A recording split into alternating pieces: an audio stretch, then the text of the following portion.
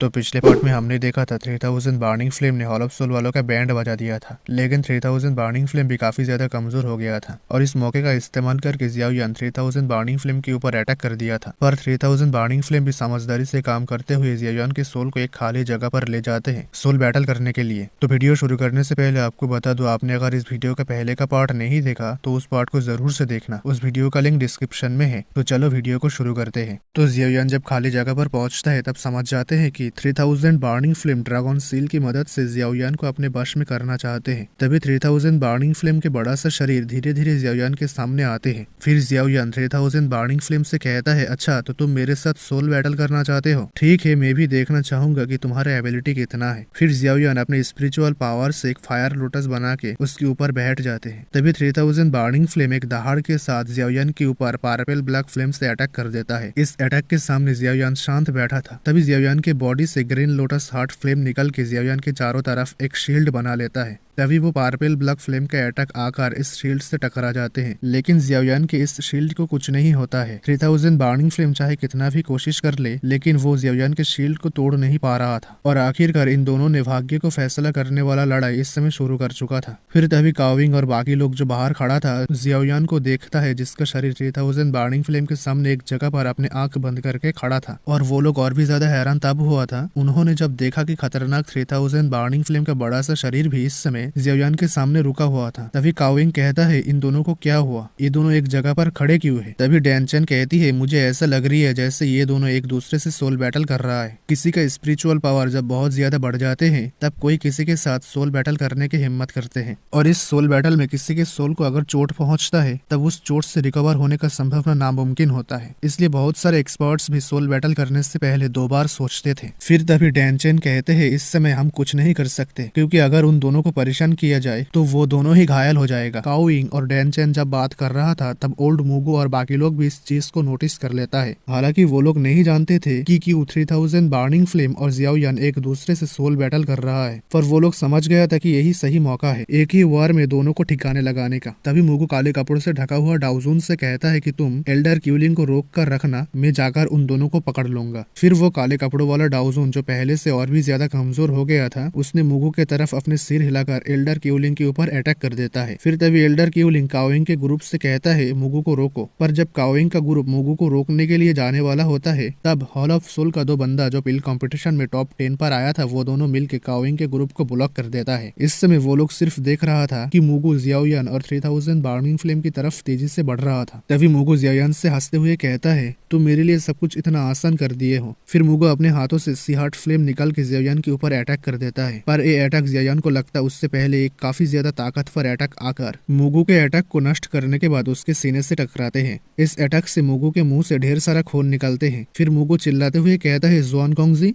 तुम यहाँ। तभी ज़ुआनगोंग जी कहता है, मानना पड़ेगा, तुम्हारे हॉल ऑफ सोल काफी प्लानिंग के साथ काम करते हैं। इस समय हॉल ऑफ सोल ने बहुत सारे एक्सपर्ट्स को भेजा है पिल टावर में। फिर मुगो ज़ुआनगोंग जी के बात सुनकर बाकी तीनों काले कपड़ों वाला डाउजून से कहता है, बाहर सब कुछ शांत हो चुका है, चलो जल्दी भाग जाते हैं। क्योंकि ज़ुआनगोंग जी स्टार रियलम के अंदर आया था, इसलिए मुगो और बाकी तीनों डाउजून भी चाहकर भी कुछ नहीं कर पाएगा। फिर तभी मुगो अपने स्टोरेज रिंग से एक सिल्वर कलर की जेट प्लेट निकाल के तोड़ देता है। तभी मुगो के पीछे एक पोर्टल ओपन होता है। बाकी तीनों डाउजून भी अपने अपने जेट प्लेट निकाल के तोड़ देता है। तभी ज़ुआनगोंग जी कहता है, तुम लोग आए हो इसलिए तुम लोगों को कुछ खातिरदारी तो बनता है। फिर ज़ुआनगोंग जी चारों के ऊपर एक मुक्का जड़ देता है। जैसे ही ये मुक्का मुगो के साथ बाकी तीनों के सीने से टकराते हैं तब हड्डी टूटने की आवाज आने के साथ चारों के मुंह से ढेर सारा खून निकलते हैं, और तभी वो चारों पोर्टल के अंदर चले जाते हैं। ज़ुआनगोंग जी एक मुक्के से चारों को हरा दिया था। फिर ज़ुआनगोंग जी जब बात करने जा रहा था तब अचानक से उसके एक्सप्रेशन बदल जाते हैं, क्योंकि 3000 बर्निंग फ्लेम का बड़ा सा शरीर इस समय फूलने लगा था और ज़ुआनगोंग जी चाहकर भी कुछ नहीं कर पा रहा था। फिर तभी 3000 बर्निंग फ्लेम का बड़ा सा शरीर ब्लास्ट होने लगता है और पर्पल ब्लैक फ्लेम लगातार निकल के स्टार रियलम को आग के समुद्र में बदल रहा था। 3000 बर्निंग फ्लेम जो इतने सालों से स्टार एनर्जी को अपने अंदर सोख के रखा था, इस समय ऐसा लगा जैसे इसने अपने शरीर से सारे स्टार एनर्जी को बाहर फेंक दे रहा था। तभी ज़ुआनगोंग जी को कुछ याद आते हैं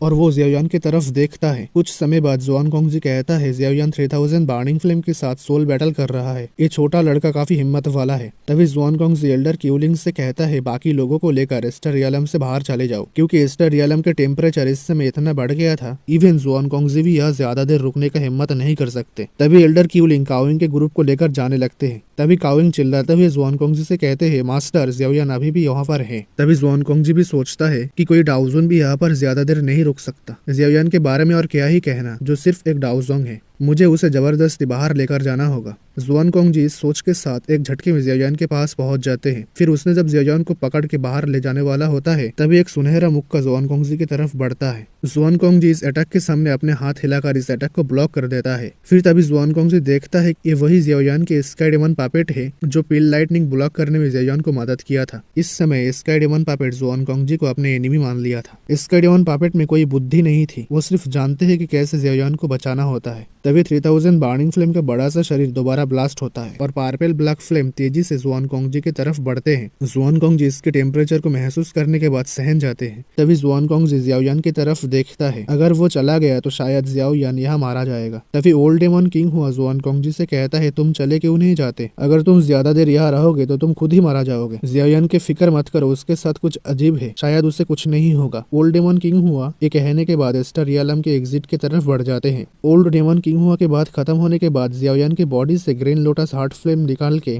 जियाओयान की बॉडी के चारों तरफ एक शील्ड बना लेता है। Heavenly flame. जुआनकोंग जी जब जियाओयान के हेवनली फ्लेम को देखता है तब एक राहत की सांस लेता है। तभी जुआनकोंग जी कहता है, छोटे भाई, क्योंकि तुमने इसे चुनने के लिए जोर दे रहे हो इसलिए मैं भी अब कुछ नहीं कहूंगा। इसके बाद जो होगा वो तुम्हारे किस्मत के ऊपर है। फिर जुआनकोंग जी के नजर हॉलपसोल के दो बंदे के ऊपर पड़ते हैं जो पिल कंपटीशन में टॉप 10 पर आया था। इन लोगों के पास कोई स्पेशल जेट प्लेट नहीं था, इसलिए ये दोनों भाग नहीं पाया था। जुआनकोंग जी इस समय हॉलपसोल वालों के ऊपर काफी गुस्से में था, इसलिए उसने जब इन दोनों बंदों को देखा तब उसने अपने हाथों से एक डाव के निकल के उन दोनों को पार्पल ब्लैक फ्लेम के समुद्र में फेंक देता है और 10 सेकंड के अंदर वो दोनों राख में बदल जाते हैं। फिर तभी जुआनकोंग जी देखता है कि पार्पल ब्लैक फ्लेम के अंदर एक गहरे हरा लाइट जल रहा था। उसके बाद जुआनकोंग जी एस्टर रियलम से एग्जिट कर जाते हैं। पिल सिटी में जो एस्टर रियलम से जुड़ा हुआ पोर्टल था उनमें से कुछ लोग बाहर आते हैं और उन लोगों के पीछे पीछे ओल्ड डेमन किंग हुआ और जुआनकोंग जी भी बाहर आते हैं। तभी जुआनकोंग जी जल्दी से चिल्लाते हुए तियानलेजी और जुआनिस से कहते हैं, जल्दी से एस्टर रियलम को बंद करो। फिर ये दोनों जुआनकोंग जी के गंभीर एक्सप्रेशन को देखने के बाद बिना कोई सवाल किए अपने हाथों से सील बनाकर एस्टर रियलम को बंद करने लगते हैं। तभी एस्टर रियलम के पोर्टल धीरे धीरे बंद हो जाते हैं। फिर तभी जुआनी और तियानलेजी जुआनकोंग जी से कहता है, आखिर में हुआ क्या? जुआनकोंग जी जवाब देते हुए कहता है, 3000 बर्निंग फ्लेम ब्लास्ट हो गया है और उसने जो इतने सालों से एस्टर फ्लेम को एब्जॉर्ब करके अपना शरीर बनाया था, इस समय उसके शरीर में से वो सारे एस्टर फ्लेम निकल के पूरा एस्टर रियलम के अंदर फैल चुका है और एस्टर रियलम इस समय आग के समुद्र जैसा बन चुका है। इसलिए हम लोगों को एस्टर रियलम के सील को मजबूत करना चाहिए, क्योंकि अगर वो सारा फ्लेम बाहर आ गया तो पिल टावर एक झटके में बंजर हो जाएगा। जुआनकोंग जी गंभीर होकर कहते हैं। फिर तभी जुआनी कहते हैं, ठीक है, जियाओयान कहाँ है? जुआनकोंग जी कुछ पल सोचने के बाद कहते हैं, जियाओयान अभी भी एस्टर रियलम के अंदर है। तभी जुआन गुस्से में जुआनकोंग जी से कहते हैं, उसे बाहर क्यों नहीं लेकर आया? लेकिन जुआनकोंग जी कहते हैं, जियाओयान इस समय 3000 बर्निंग फ्लेम के साथ सोल बैटल कर रहा है। जाहिर सी बात है जियाओयान इस मौके का इस्तेमाल करके 3000 बर्निंग फ्लेम को रिफाइन करना चाहते हैं और अगर मैं जियाओयान को जबरदस्ती बाहर लाता तो उसके सोल को काफी ज्यादा चोट पहुंचता। फिर जुआनी कहते हैं, चोट पहुंचना और मर जाना दोनों अलग बात है। जुआनी का इतना ज्यादा गुस्से का कारण जियाओयान याओचेन का डिसाइपल है। भविष्य में अगर याओचेन हॉलपसोल से आजाद होता और उनको पता चलता है कि उसका डिसाइपल पिल सिटी के अंदर मारा गया तो वो गुस्से में पिल टावर आकर जरूर इंसाफ मांगेगा। जुआनी का गुस्से के सामने जुआनकोंग जी हंसते हुए कहते हैं, फिक्र मत करो, जियाओयान के पास हेवनली फ्लेम है, इसलिए उसके साथ जल्दी तो कुछ नहीं होगा। एक बार एस्टर रियलम थोड़ा शांत हो जाए तब मैं खुद अंदर जाकर जियाओयान को बाहर ले आऊंगा। लेकिन जुआन ई कहते हैं, उम्मीद है जियाओयान की जगह तुम्हें उसका राख ना मिले।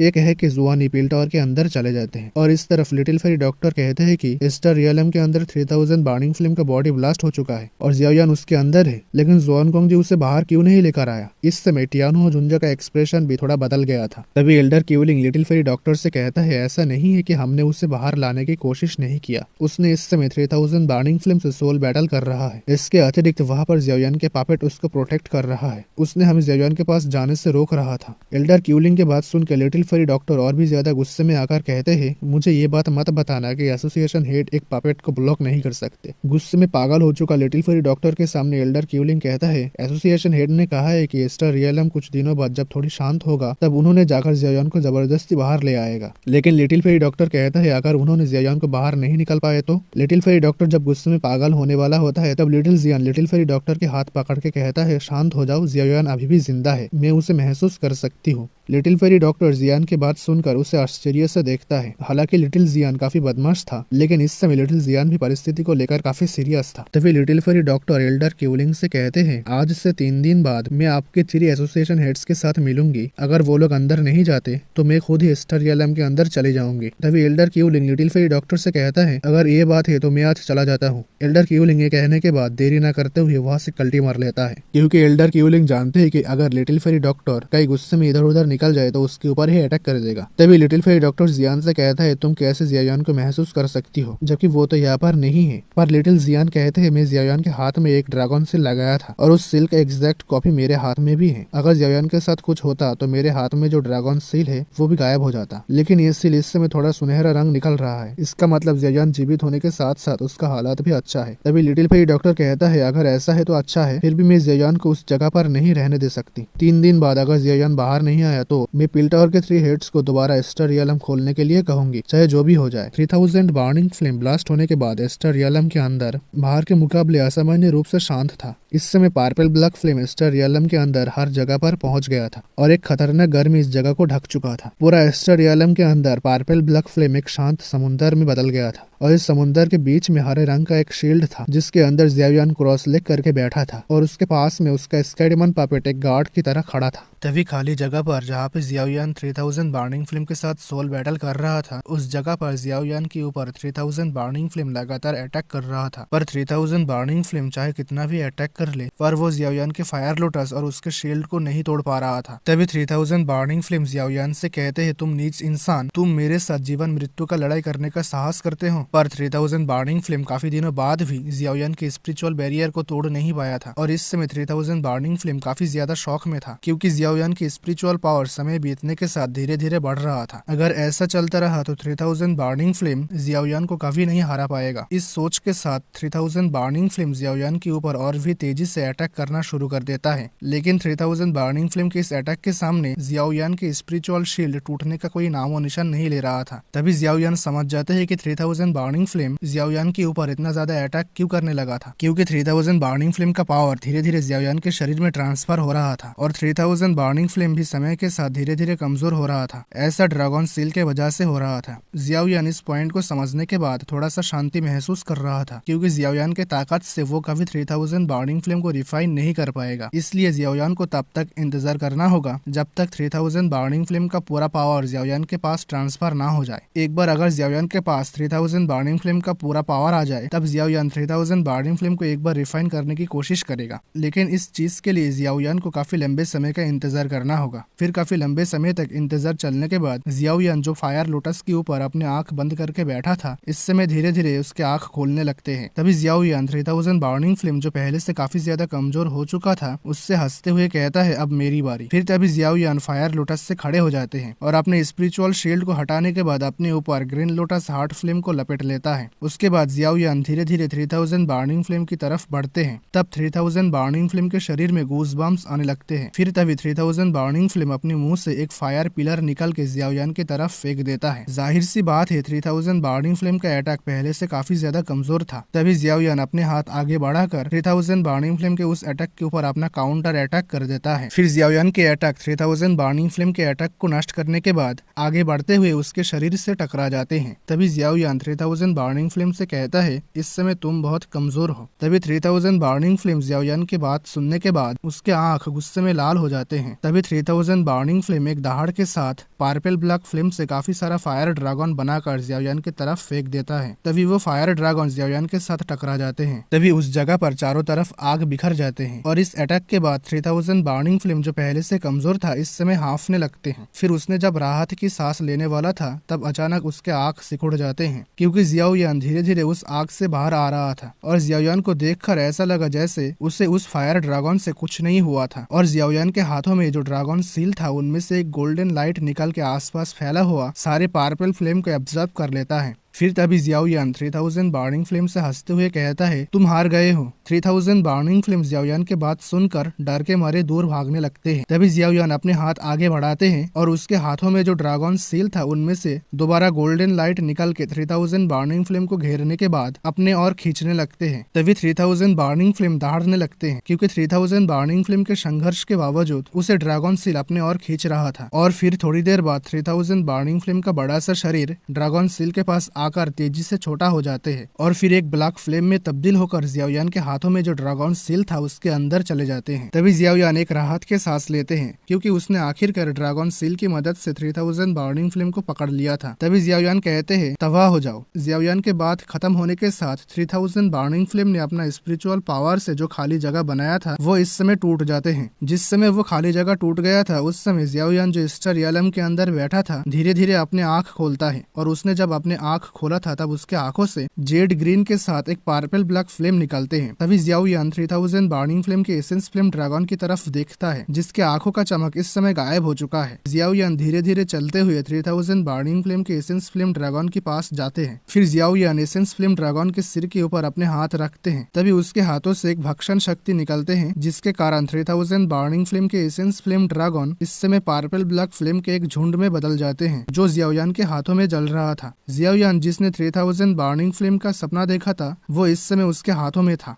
तभी जियाओयान 3000 बर्निंग फ्लेम के उस झुंड से कहते हैं, फिक्र मत करो, मैं तुम्हारे नाम को बदनाम नहीं करूंगा। फिर जियाओयान 3000 बर्निंग फ्लेम के एसेंस फ्लेम के उस झुंड को निकल जाते हैं। जियाओयान 3000 बर्निंग फ्लेम के एसेंस फ्लेम को निकलने के बाद जल्दी से एक जगह पर बैठ जाते हैं क्योंकि जियाओयान 3000 बर्निंग फ्लेम को ले लिया था। इस समय उसे बस 3000 बर्निंग फ्लेम को रिफाइन करना होगा और इस रिफाइनिंग प्रोसेस काफी लंबे समय तक चलेगा। जियाओयान अपनी आंख बंद करने के बाद स्टार रियलम के अंदर का टेम्परेचर काफी भयानक तरीके से बढ़ गया था, लेकिन इस टेम्परेचर से जियाओयान को कोई फर्क नहीं पड़ रहा था। पर उसके स्काईडेमन पपेट बिना कोई प्रोटेक्शन के कारण उसके बॉडी से गोल्डन लिक्विड निकलते हैं। इस समय ऐसा लगा जैसे स्टार रियलम के इस खतरनाक टेम्परेचर ने स्काईडेमन पपेट को रिफाइन कर रहा है। हालांकि जियाओयान ने नहीं सोचा था कि उससे 3000 बर्निंग फ्लेम को रिफाइन करते हुए आधा साल बीत जाएगा। इस समय स्टार रियलम पूरी तरीके से शांत था, बट इसके ऑपोजिट पिल टावर काफी शोर शराबा से भरा हुआ था। स्टार रियलम बंद होने के 3 दिन बाद लिटिल फेरी डॉक्टर पिल टावर के 3 हेड्स से कहकर स्टार रियलम को खोला था जियाओयान को बाहर लाने के लिए। पर स्टार रियलम खोलने के बाद उसके अंदर से आग के लहर पागोले की तरह निकलते हैं। पिल टावर के 3 हेड्स ने अगर तैयार नहीं रहता तो काफी बड़ा समस्या हो जाता। पहली बार जब स्टार रियलम खोला था उससे 1 महीने बाद पिल टावर के 3 हेड्स ने दोबारा स्टार रियलम को खोला था और इस समय जुआनकोंग जी खुद स्टार रियलम के अंदर जाते हैं। फिर जुआनकोंग जी स्टार रियलम के अंदर 5 मिनट से 1000 मीटर ट्रेवल करने के बाद खतरनाक टेम्परेचर के कारण काफी दयनीय रूप से बाहर निकलते हैं। जुआनकोंग जी के इस हालत को देखकर बाकी लोग काफी निराश हो गया था। इस समय लिटिल फेरी डॉक्टर का ग्रुप सिर्फ लिटिल जिया के हाथ में जो ड्रैगन सील था उसके ऊपर ही भरोसा कर सकते हैं। जब कुछ लोग जियाओयान के जिंदा रहने का आशा छोड़ दिया था तब शांत स्टार रियलम पहली बार थोड़ा हरकत करते हैं और इस स्टार रियलम के बीच में जियाओयान अपने आंख बंद करके बैठा था। तभी जियाओयान के शरीर से गहरे पर्पल ब्राउन फ्लेम निकलते हैं। जियाओयान अपने जगह पर आंख बंद करके बैठे हुए 8 महीने हो चुका था। इस 8 महीने में जियाओयान अपने जगह से 1 इंच भी नहीं हिला था। अगर जियाओयान सांस नहीं लेता तो कोई समझ जाता कि जियाओयान मर चुका है। तभी जियाओयान के शरीर से पर्पल ब्राउन फ्लेम निकल के एक फायर ड्रैगन का रूप लेता है। अगर कोई इस फायर ड्रैगन को ध्यान से देखे तब कोई देखेगा कि ये फायर ड्रैगन पहले का 3000 बर्निंग फ्लेम का असली शरीर के जैसा था। फिर तभी वो फायर ड्रैगन एक दहाड़ के साथ स्टार रियलम के अंदर फैला हुआ सारे पर्पल ब्लैक फ्लेम को अपने मुंह खोल के सोखने लगते हैं। तभी इस फायर ड्रैगन का पर्पल ब्राउन फ्लेम और भी ज्यादा गहरा हो जाते हैं, लेकिन स्टार रियलम के अंदर पर्पल ब्लैक फ्लेम काफी ज्यादा मात्रा में था,